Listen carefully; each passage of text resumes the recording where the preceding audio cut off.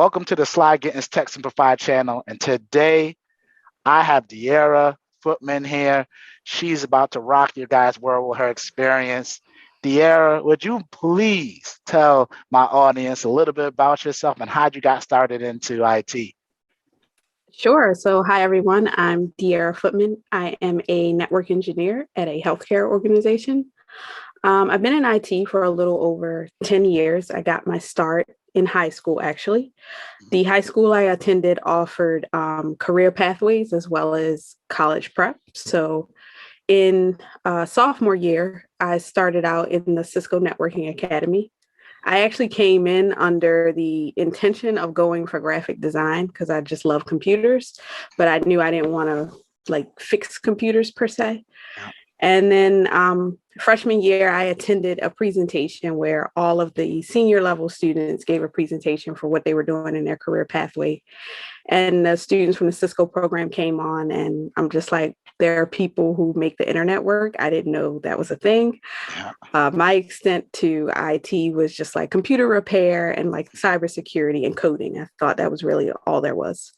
So when I found out about that, I immediately changed my pathway over to Cisco and got started there. The first year focused on just computer basics, how a computer works, pretty much A+ like content, if you're familiar with the A+ certification.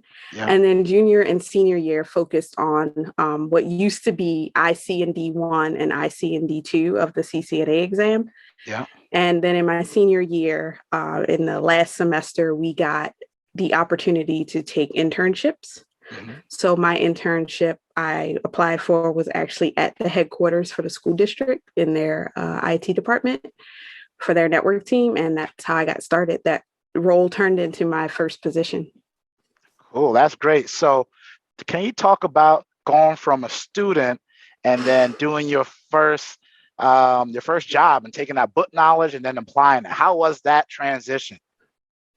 So it was, I'm going to be honest, it was kind of boring at first because I had just learned all about like configuring switches and routers and all of the cool stuff you learn in the Cisco Networking Academy. And then I got to work and I was pretty much just doing all the grunt work from the senior engineer. So I would do tickets, coming in, triaging our tickets for the schools, triaging our tickets for the building, looking at things. If it was something low level, like enabling a port or changing a VLAN, that was something I could handle. Otherwise, I would just escalate it up to them.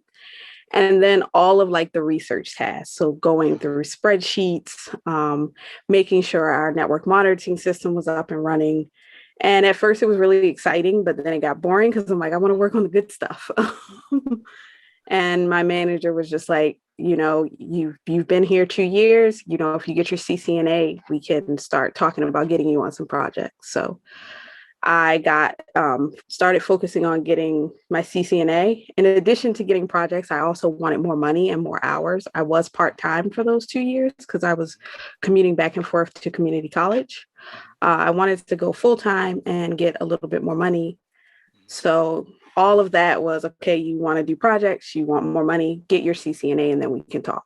So I got the books and hit the books hard.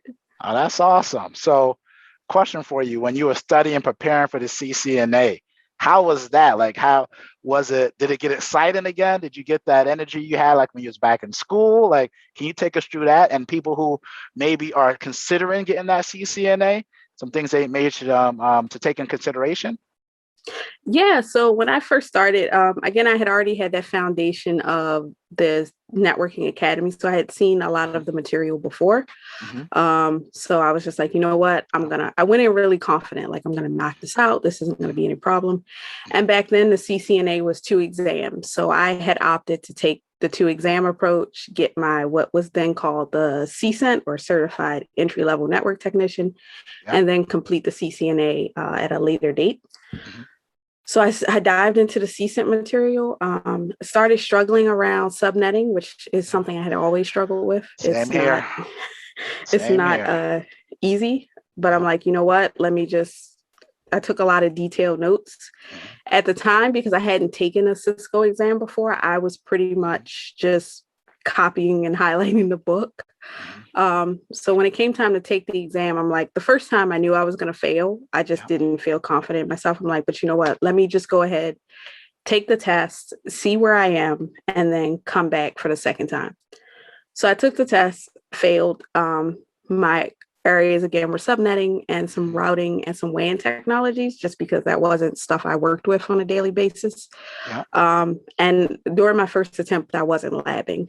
So I got my score report back. I'm like, all right, let me, hop on Google, found some pretty decent courses for like subnetting and routing. It was nowhere near the plethora of information that we have now. Yeah. But looked at some of that, still wasn't labbing. Took the test again, failed. Yeah. This time I was crushed because I went in there like, yeah, I'm ready. I'm gonna pass. This is gonna be easy. And I failed. And I came within like 10 to 15 points of the passing score. So I was really crushed and like really just feeling like, is this really for me? Should I pivot to something else? And I was kind of down. I'm gonna be honest. I was pretty sad about it for a little bit, but I'm like, you know what? I've wanted to do this. I kept pushing through, high school and the difficult projects we had. Then let me just go ahead and give this another shot. Yeah. This time I labbed. Yeah. So because I had the experience of taking the tests a couple of times, I knew, because Cisco has a funny way of framing questions. Oh yeah. I remember. So I kind of, they want to make sure you know what you know, and they will ask you the same thing 3 different times. So I went in this time focusing a lot more on labbing and understanding the commands and understanding when to use what command and why, and did flashcards. I focused a lot on in the beginning of the chapter, they have do I know this already questions. Yep. So I made flashcards of those questions for the sections I was struggling with and just labbed.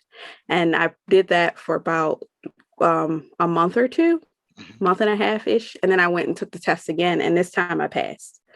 So that was my tips for people are, pay very close attention to the books that have like the notations for key topics. Yeah. Those do I know this already questions. That's a built-in practice test right there. And lab. At the time I used Packet Tracer. Now I use EV&G, but definitely Packet Tracer is sufficient for the CCNA. Oh, sweet. Thanks. And then you dropped so many gems in there. Like one of them is having the ability to recover after you don't pass an exam, because I was killing the Microsoft exams. I passed all of like my MS 900, my AZ 900, MS 500 one time, right? So I'm feeling myself. So I take the Azure 500, and that one I felt like I went up against Mike Tyson. It knocked me out 4 times. And I'm taking it over. I was like, all right, I got to redo this. Like you said, I wasn't labbing.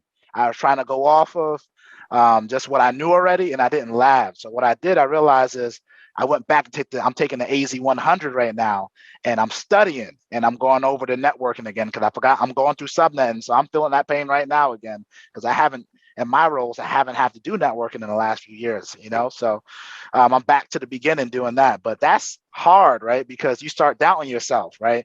Mm-hmm. And then at least for me, I keep saying, all right, what's the end goal? What am I trying to accomplish? What's the knowledge I'm trying to attain? Obviously, with these things that I'm failing, I still need to learn some more. So what are those areas I need to get better, right? So how did you deal, like you talked about a little bit, like dealing with that doubt and kind of realizing in high school you had a little bit of obstacles you had to overcome? Did you have a mentor? Did you have someone you talked to? Like, how did you get through those times of uncertainty? Because I looked at your career, and like you had some amazing job roles, like senior engineering roles, and the story isn't done writing yet. So it's how do you keep overcoming these obstacles? So at that time, I didn't have a mentor. My manager was pretty good at like giving like good career advice, but he wasn't exactly in like a mentoring capacity. It really just came down to me. Like I literally got on the computer and started researching other jobs. And I just kind of had that come to Jesus moment. Like, all right, am I really just going to start over? This is something that I've had.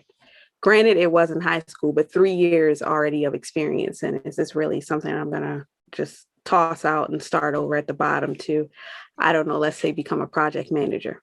It just didn't make sense for what I had already invested, both time and financially, because I paid for all of this out of pocket. I paid for Wow. books. Okay. We had like a CBT Nugget subscription at work, but that was it. But I paid for my books. I had to pay for these failed attempts. And at that time, the test was like 125, 150. Yep. So I'm like, you know what, let me give it another shot. And I Googled, I looked up, study tips for the CCNA and did find some content, some articles of people. And that led me to other sites and YouTube videos where it was like, okay, it's not that I don't understand the material. It's just that I'm not understanding the way it's presented in the certification guide. So if I can find somebody else to explain it in my language, I could get it. Yeah. And that's how it worked out for me with subnetting and like some of the difficult routing protocols. Oh, that's awesome. That's some gems right there you just dropped again. So question for you, how did you make, now when you're talking about is your first role, right? But now how's your role different today? Because I know you're in a way more senior capacity. Like, what did you have to do? How's your day different? What knowledge did you have to attain on your way to get there? Because I know it's a long road and we can't capture it all today, but what were some of the main points that you will share with us? So the number one point I would definitely have to say is specializing. Okay. In my first role, I was more of a generalist because we pretty much had to be. We were a very small team. It's a school district, so not a lot of money for like training and stuff. So, everybody kind of has to know everything just in case. Our team operated by the hit by a bus protocol. If one of us got hit by a bus, could somebody else on the team at the very least keep the lights on while they went to find somebody else? So on the positive side of that, I had exposure to security and data center and wireless and VoIP. And I had this, knowledge base that was a mile wide, but all of it was only like an inch deep because I never really focused on one thing. It was just kind of like I knew enough. So if I get a ticket for wireless, I know what to do there. If I get a ticket for phones, I know what to do there. So that would be my first thing. And I was at that job for about 5 years. So like a little over half my career. But everything I learned there definitely set me up for how my career has gone since then. But I will say, had I just taken time there to hone in on one or two particular areas, I would have definitely, in terms of like salary and just career progression, made it to where I am a little bit faster. But as far as day to day, that role was very much customer focused. So our customers were the schools. So pretty much from October to about May, we could operate in kind of like a hybrid capacity. So when I say that, I mean, the mornings were pretty much focused on the schools, looking at any tickets that come in. Obviously, if there's an emergency, you have to drop everything and go. Yeah. But for the most part, it was, hey, this port's down. We need to replace a switch. We got some bad cabling. A contractor messed something up. A switch died because the closet was hot, like stuff like that.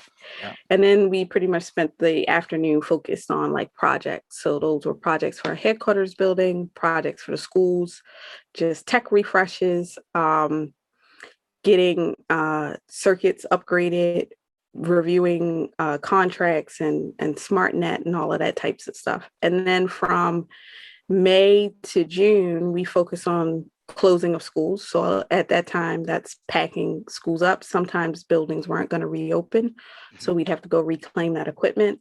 Sometimes, a building was going to be renovated over the summer, or a new school was going to open up. So that was pretty much our summers, just focusing on new schools, moving schools, computer labs being stood up, that type of stuff. Yeah. Then from August to probably like mid-October, we focused on opening of schools. So just making sure schools are up and running for the kids. And now, so I just started my current role, so I don't really know. I have a general idea of what my day-to-day is going to look like. But in my last role, it was strictly focused on projects in the data center space. So I worked a lot with security, which I was really excited about because I've always had an interest in security. But it was one of those things where, if you don't have experience in it, nobody wants to give you the keys to securing the network. So I worked a lot with security as far as like vulnerabilities and different security projects that they had going on. And then on the data center side, we were going through a upgrade of our infrastructure. Yeah. So getting that equipment staged and racked and configured, and then working with the server teams to move their equipment over. All right. So let's switch gears a little bit. And would you mind sharing, did you have to overcome any obstacles of being a lady in technology? Because I know sometimes as being, for me being African American, you are too. I remember I had to deal with, is he's an engineer? And if he is an engineer, let's quiz him to make sure he knows his stuff. So I can only imagine now, also being a lady, also being African American, did you find any resistance? And if you did how did you overcome that to keep your acceleration going? Yeah, so in addition to both of those, being Black and a woman, I'm also usually the youngest on the team. Okay. So that right there, just working with engineers who have like 20 years are like, yeah, okay, whatever, kid. The biggest thing for me was just getting my ideas heard. And for the most part, people were kind of, I don't want to say respectful, but it didn't get heated. Until like within recent years, I've run into some people who were like jerks. I'm just going to put it plainly. Yeah.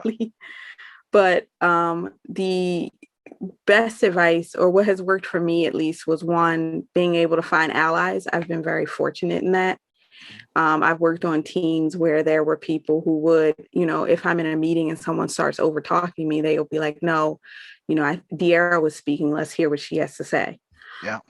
So I've been very fortunate in that aspect. But from what I could control, I always tried to just make sure that I document everything. So, if it does come down to a situation where, and this has happened, someone has stolen an idea I've had and, tried to spin it off like there was documentation to prove, like, no, Dierra came up with this. Dierra did the research. Dierra did the legwork to get this to what you're presenting right now.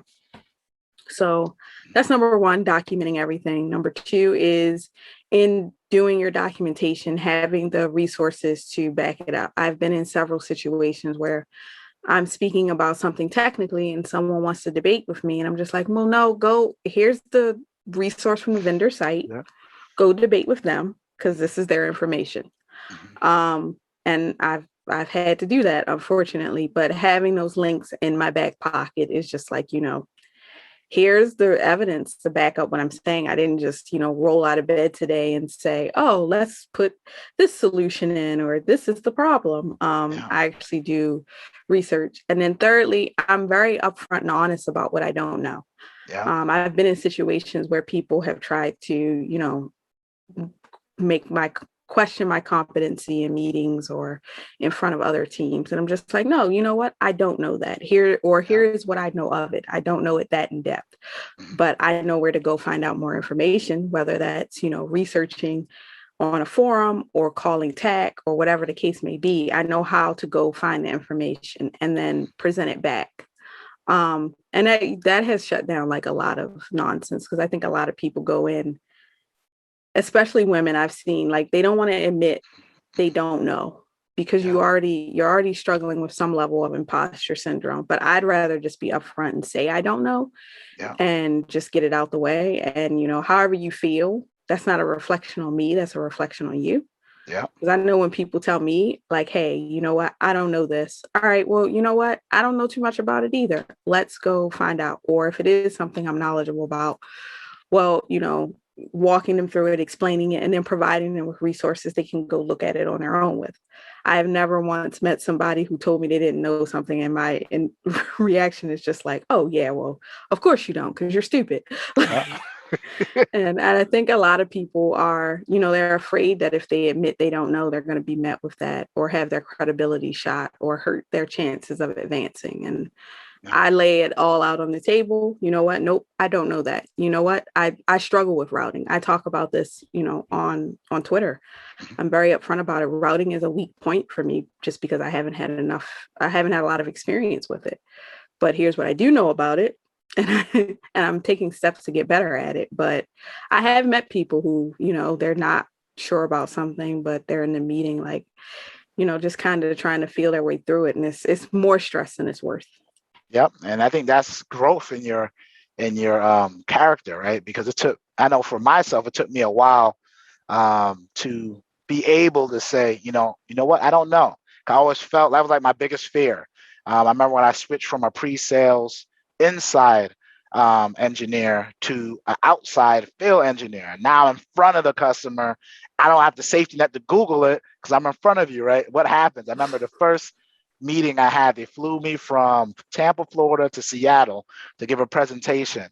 And the people was in there with 20 years experience in IT security. And this is my first year. And this is my first, I think my third month in this role, learning this product.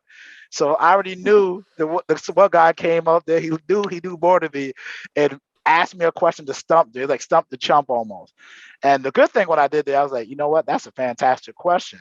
It seems like maybe you might be ahead of the material that I'm teaching right now. What I can do is send you some additional resources. You might want to go and maybe do something else, and then the rest of the team can learn it. Because you seem like you already know it.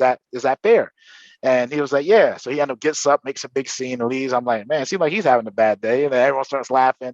Then we keep moving. But they respect me for saying that. I'm like, hey guys, what I do know is this, and this is what I'm focused on you today.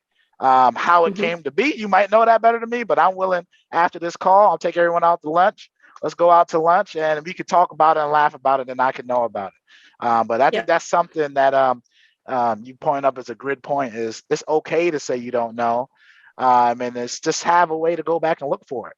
I even did that in interviews sometimes, right? If it's not something that's critical, I would say, I remember the interview for Microsoft. They asked me about securing an application in Azure security. I never did that. And they was telling me exactly, like I knew the identity mechanisms we could use, but I didn't know it in that context. And then I asked the interviewer, can they give you some more information?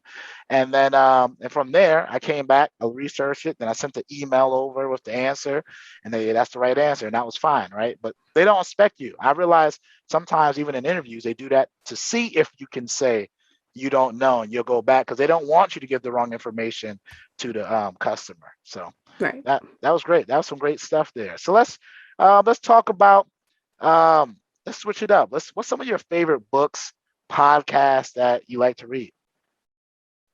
So books, pretty much right now, as far as like tech books, I am just into anything related to the certifications I'm studying. So with my new role, there'll be more of a focus on security. So I've been reading a couple of security books related to zero trust and just defensive blue team security. For career books, there's such a long list.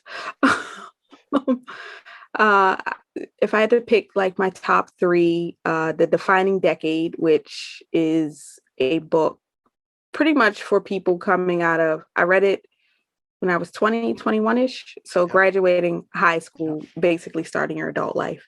What? And the career section there like gave like a lot of good information just about, navigating your career and being very upfront about what you don't know and not falling into the fake it till you make it syndrome. Another good book is Career Rehab, which I read last year during the pandemic, which is just pretty much, it's written for if you're trying to switch careers. But the points that were made in the book about, taking an assessment of your skills, really understanding your value, all of those types of things was really important to me. I reached a point, I'm sorry, this is going to get off topic, but the reason I started reading the book was I reached a point in my career where I was still able to get positions, but I had kind of reached like a salary plateau and I wasn't progressing salary wise. So I'm like, what am I doing wrong? So I haven't really had any type of career coaching or mentorship. So last year I was just like, you know what? while we're all sitting in the house, let me, start reading some career books, looking at some YouTube videos, figuring out what I'm doing wrong. Yeah. So I took some steps to outside of the certification piece, because I did realize, and this is a good tip for the audience as well. After I got my CCNA, I kind of just chilled on certifications and just kind of focused on learning what I needed to know for work. I should not have done that. I should have continued to get my certifications. So I had already identified that gap. The second thing was, I'm just like, all right, I've done great. I've gotten myself pretty far without a mentor. I think it's time I get a mentor. And I literally just sent out a tweet like, hey, I'm looking for a mentor. Is there anyone on the timeline, willing to, mentor me, shoot me a DM and we can chat. Yeah. Found a mentor and I got my resume redone, and the role that I have now actually exceeded my salary goal. So fantastic. Those steps worked. And just reading that book really helped me kind of better identify some things that I hadn't even thought of. One, the emphasis on like negotiation skills. I obviously had heard this, but it wasn't something I had focused on too much, because with each position I had taken a step up. Yeah. But just reading that book and talking to my mentor, I realized I was completely underselling myself for the skills I had. Because in my mind, I'm like, oh, I don't have these certs, so no, I can't ask for that. And just having my mentor look at my resume, and she's like, do you know how much people who just do this one thing make? And she's like, walk me through it. And I walked her through like the technical aspects of it. And she's like, yeah, you understand this. You should be asking for way more just for this one skill on your resume. Yeah. So that's awesome. Yeah, I wish I would have knew you before. I would have also sent you Never Split the Difference. That book was very helpful for me for negotiation. Critical Conversations is another book for negotiation. What else is another one? I'll send you some more too. You don't need it now, but you might use it in the future. No, I definitely need it. Yeah, I'll send you I got like 5 or 6 of them I read, because I was going through the same thing. Because I remember in my career, I was a technology consultant, and I realized I was getting paid less by like 50 or 60,000 than everyone. They did have way more experience than me though, right? But I'm like, man, I'm winning all these awards. I got all my certifications. I get all these letters. Like, I don't think I'm $40,000, lower than everyone else, Right. So a lot of them told me like, well, you got to leave sometimes to make more. So I told them, first I was like, I don't want to do that. I like my job. I like the company. I went to them, so they gave me a pay bump, but it was still really low. So I'm like, all right, I'm gonna have to go.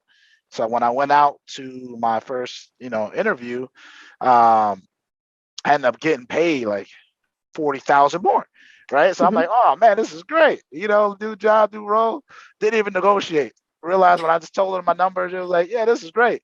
So I'm like, all right, this is cool. So then I find out there I'm getting underpaid again. I was like, oh man, I gotta start negotiating better, So that's why I spend all the time negotiating. And then once I did that, my next role, I was able to get a $40,000 pay increase again.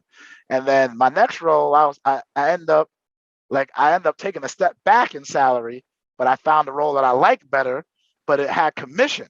So then I ended up making more than I made as a director.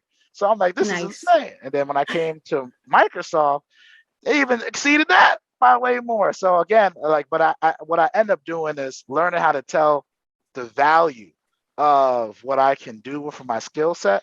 Because if you put me in a room with you, you're probably more technical than I am. But one thing I usually do to my advantage, I can do tech and sales and marketing. And I'm usually pretty good, right? So I had to find my lane. Because I remember I was doing a network engineering role, and I hated being in the data center by myself because I talk too dang much. I'm like, man, there's only me, servers here. I need someone to talk to, man. So I ended up going and doing a help desk role, right? I did a tech support role, and that's like a downgrade from a network engineer role, right? I was like, man, I love this tech support role, right? Because again, I got to talk to people, and I got to design the tools, and I find I like to design more than I like to implement, and I found my skills. But anyway, I bring it all back to say is, one thing once you talked about is learning how to talk to your value, Also knowing what the market commands. And one thing my older brother told me, he was like, "What do you want to make?" I'm like, "Well, I want to make this number." So I asked for that. So I'm like, "All right." So I thought it was crazy to ask for that because I looked online. I'm like, trying to get him the scientific number. Well, I looked on LinkedIn salary, and I also looked on Right.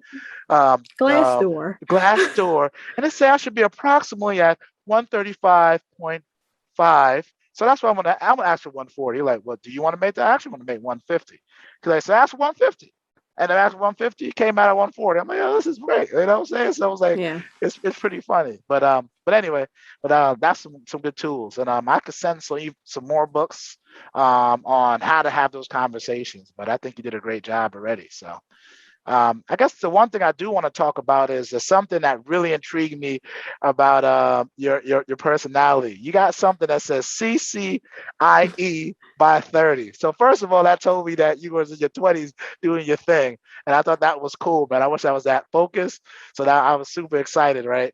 But how like can you tell us more about that? Because I think it's more than just your slogan. It's actually a lifestyle that you created and a brand that you created, and like you have your own website and everything. So Mhm. can you go a little bit more in detail about that? Yeah. So I started the blog in late 2016, early 2017. And initially it was just, I've always loved writing and I wanted to start a blog. And it was during the time of like the influencer boom on Instagram and just like a lot of bloggers. And I subscribed to like a lot of different bloggers. So I had thoughts about like doing some type of blog, but I'm just like, I'm not really into like the lifestyle, like content. I don't really want to do like parenting and motherhood and stuff. So I'm just like, I don't know what I want to do. So I was looking up some stuff at the time. I was in a voice role and I was looking up some information related to an issue I was troubleshooting.